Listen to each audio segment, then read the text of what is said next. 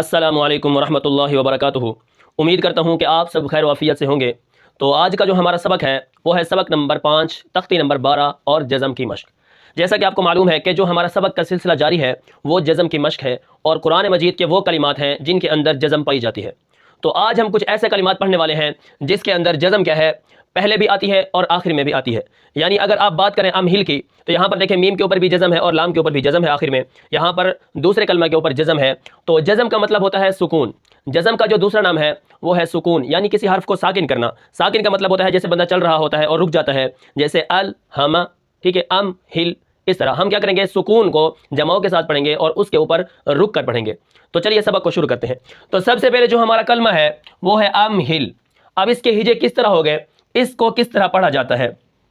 اب دیکھیں جزم اس وقت تک نہیں پڑھی جاتی جب تک اس کے پیچھے والے حرف پر حرکت نہیں ہوتی، ٹھیک ہے۔ اگر ہم جزم والے حرف سے ہی شروع کریں گے تو یہ تو ساکن ہے، جو ایک شخص رکا ہوتا ہے وہ رکا ہی رہتا ہے جب تک اس کو پیچھے والا جب تک حرکت نہیں دے گا تو وہ ہلنے والا نہیں ہے۔ اب اس حرف کے ہجے کس طرح ہوں گے، حمزہ میم زبر ام، ہا لام زیر ہل، ام ہل، ٹھیک ہے۔ اب یہاں پر دیکھیں الف ہے، میں یہاں پر الف بھی پڑھ سکتا تھا، لیکن جب الف کے اوپر زبر آتی ہے تو وہاں پر کیا ہوتا ہے، وہ حمزہ بن جاتا ہے۔ حمزہ میم زبر ام، ہا لام زیر ہل، ام ہل، وقفن ام ہل، ٹھیک ہے۔ آخر میں وقف بھی سکون ہے، یعنی جو پہلے سے ہی ساکن ہو۔ اب آگے کیا ہے، آگے جو ہمارا کلمہ ہے وہ ہے الہما۔ اب اس کے ہجے کس طرح ہوں گے، حمزہ لام زبر ال، ہا زبر ہا، الہا میم زبر ما، الہما، وقفن الہم۔ اب یہاں پر الہما سے الہم ہوا، یہ جو وقف ہے اس کو وقف بالاسکان کہتے ہیں۔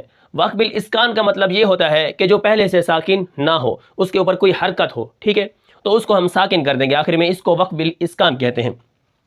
اب آگے جو ہمارا کلمہ ہے وہ ہے دم دامہ۔ اب اس کے ہجے کس طرح ہوں گے، دال میم زبر دم، دال زبر دا، دم دا، میم زبر ما، دم دامہ، وقفن دم دم، ٹھیک ہے۔ آخر میں آخر میں جو ہے وہ ہے وقف بالاسکان، ٹھیک ہے۔ اور دال کو ہم کیا کریں گے، کھینچ کر پڑھیں گے، جیسے حروف مفردات پڑھے جاتے ہیں اسی طرح اس دال کو ہم پڑھیں گے، جیسے دال میم زبر دم، یعنی ہم ہجے کرتے وقت حرف کا پورا نام لیں گے، ٹھیک ہے، اس بات کا بھی خیال کرنا ہے۔ اب آگے کیا ہے، عس، عسا کے ہجے کس طرح ہوں گے، جیسے عین سین زبر عس، عین زبر ع، عس ع، سین زبر سا، عس عسا، وقفن عس عس، ٹھیک ہے۔ اب یہ جو آخر میں کہتا ہوں کہ وقفن کا مطلب ہوتا ہے کہ ہم وقف کس طرح کریں گے، اس کے اوپر کس طرح رکیں گے، آخر میں ہم سانس اور آواز کو کس طرح توڑیں گے، اگر زبر ہوگی تو کس طرح پڑھیں گے، اگر زیر ہوگی تو کس طرح پڑھیں گے، ٹھیک ہے۔ اب یہاں پر میں وقف کر رہا ہوں آخر کے اوپر، یہ وقف بالاسکان ہے۔ آگے اعبدو کے ہجے کس طرح ہوں گے، حمزہ عین زبر اع، با پیش بو، اعبو، دال پیش دو، اعبدو، وقفن اعبد، ٹھیک ہے۔ حمزہ عین زبر اع، عین کو ذرا زور لگا کر پڑھیں گے کیونکہ عین کے اوپر جزم ہے، ٹھیک ہے، اور با کے اوپر پیش ہے، تو زبر ہو یا پیش ہو یا زیر ہو، ان تینوں کو حرکات کہتے ہیں۔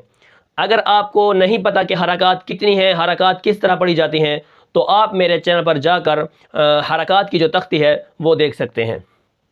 اب یہاں پر اعبد سے اعبد، ٹھیک ہے، آپ کو اس بات کی بھی سمجھ آ گئی ہوگی۔ اچھا آگے کیا ہے، نعبد۔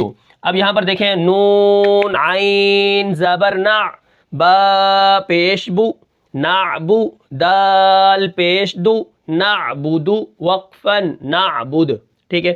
آگے ہے یحسبو۔ اب اس کے ہجے کس طرح ہوں گے، یا حا زبر یح، سین زبر سا، یحسا، با پیش بو، یحسب، وقفن یحسب۔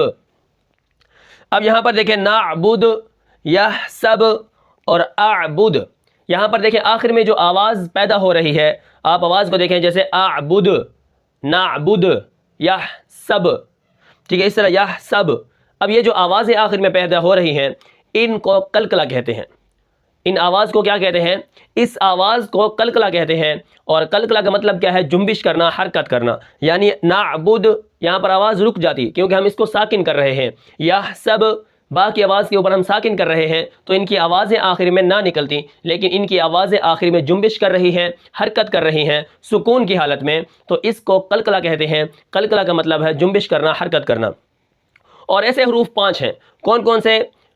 کتب جدن، قاف طا با جیم دال. جب بھی یہ آخر میں آئیں گے تو اس کے اوپر قلقلہ ہوگا، یعنی آخر میں آواز ہلے گی. اب اسی طرح کوئی اور حرف ہوگا آخر میں، وہاں پر آواز نہیں ہلے گی. ابھی دیکھیں میں آپ کو ایک مثال دیتا ہوں، جیسے ام ہل، ہل آواز نہیں ہلی. الہم آواز نہیں ہلی. دم دم آواز نہیں ہلی آخر میں. لیکن نعبد، یحسب، اعبد، ٹھیک ہے، آخر میں آوازیں جو ہل رہی ہیں یہ حروف قلقلہ ہیں. اور حروف قلقلہ کتنے ہیں؟ 5 ہیں. اگر آپ کو حروف قلقلہ کا نہیں پتہ، حروف قلقلہ کس طرح پڑھے جاتے ہیں اور ان کو کیسے ادا کیا جاتا ہے، تو آپ میرے چینل پر جا کر حروف قلقلہ کی جو ویڈیو ہے آپ وہ جا کر دیکھ سکتے ہیں. اچھا، اس کے بعد کیا ہے؟ ہمارا جو کلمہ ہے وہ ہے یشہدو. اب یشہدو کے ہجے کس طرح ہوں گے؟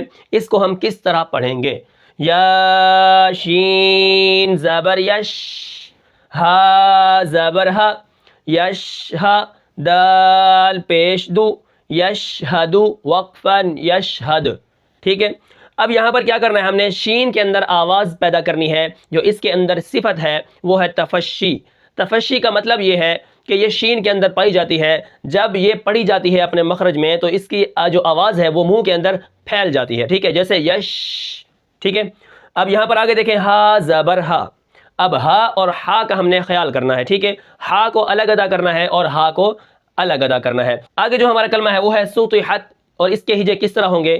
اس کو ہم کس طرح پڑھیں گے؟ تو یہاں پر دیکھیں، سین پیش سو، طا زیر طی، سطی، حا تا زبر حت، سطحت وقفاً سطحت. اب یہاں پر دیکھیں طا جو ہے وہ موٹی ہے تو ہم طا کو موٹا کر کے پڑھیں گے. اور ہا جو ہے، ہا یہ بالکل صاف ہا ہوتی ہے، حلوے والی ہا، تو اس ہا کو ہم صاف ادا کریں گے. ٹھیک ہے، ہا اور ہا میں فرق ہونا چاہیے. اور آخر میں جو تا ہے سوتی، یہ تا موٹی ہے اور وہ تا باریک ہے. ٹھیک ہے، سوتی ہا تو تا کی آواز آخر میں پیدا نہ ہو کیونکہ یہ جو تا ہے یہ قلقلہ میں سے نہیں ہے. ٹھیک ہے. آگے جو ہمارا ہے کلمہ وہ ہے کوشی قط. ٹھیک ہے. اب یہاں پر دیکھیں اس کے ہجے کس طرح ہوں گے، اس کو ہم کس طرح پڑھیں گے؟ کاف پیش کو، شین زیر شی، کوشی، طا تا زبر قط، کوشی قط وقفاً کوشی قط. ہم نے طا اور تا کا خیال کرنا ہے. جب ہم اس کو ساکن کریں گے تو آخر میں آواز نہ ہلنے پائے، کیونکہ جو طا ہوتا ہے موٹا وہ قلقلہ ہے، لیکن جو باریک تا ہے یہ قلقلہ نہیں ہے. تو یہ تھا آج کا ہمارا سبق. امید کرتا ہوں کہ آپ کو یہ سبق سمجھ آیا ہوگا. ملتے ہیں پھر انشاءاللہ اگلے سبق میں. تب تک کے لیے مجھے اجازت دیجیے. اللہ حافظ. جو عقل دے خدا، تیری گلی سے جائیں کیوں، وہ کریں سب